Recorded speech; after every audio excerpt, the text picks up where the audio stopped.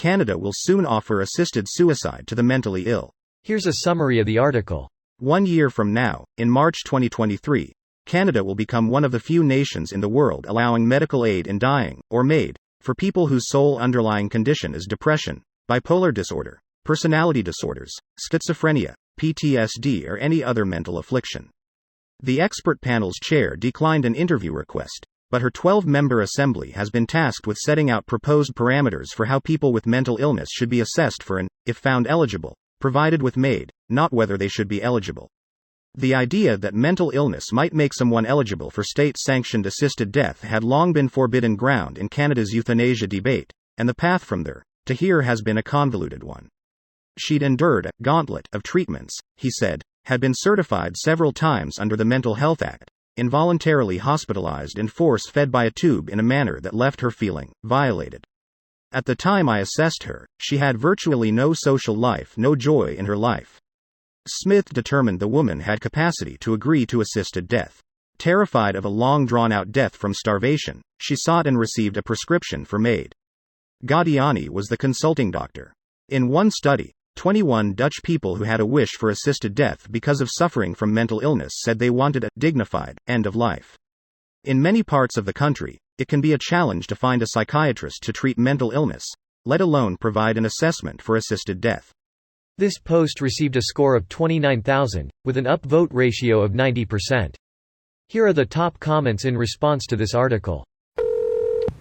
Emphasis on the subtitle. Canada is still determining who should be eligible for MAID for mental illness. Determining eligibility will probably be far more of an extensive process than just, if you are suicidal at this moment, here you go, no discretion on our part. In most if not all situations of this around the world, it's only considered when the person's options have been exhausted. I feel like the determination will probably be about the process, like, do you see therapist to make sure you're set on it and it isn't a temporary decline. Honestly, for me, what I'm gonna be interested in is how they rule with dementia and other degenerative disorders. 'Cause while we can't treat it yet, it's a horrible way to go for both the families and the patients. Apparently those degenerative disorders are already covered. I'm a therapist with a few clients who have been waiting for this. I have so many mixed feelings.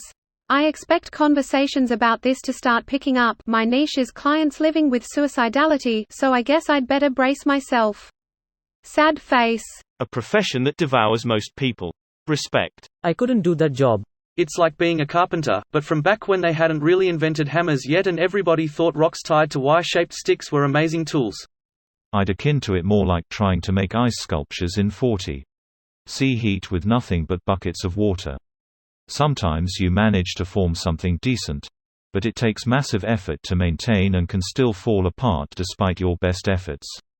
As a health worker, I can honestly say you have to be a complete meta-human to work as a mental health facilitator. The patience, knowledge and often bravery needed are attributes most don't have. What about the negativity? You have, let's say, 5 or 6 sessions with your patients and all they say is filled with negative thoughts. They gave up on life, they don't like none of this shit.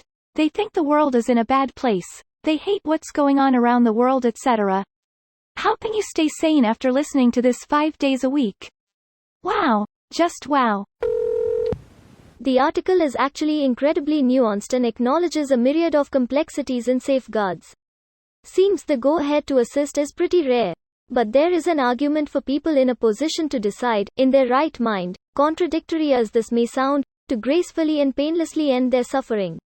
Takes away the medical, with a capital M, authority asserted over them. No, you must live and overcome excruciating suffering. This video was automatically created by Reddit to speech.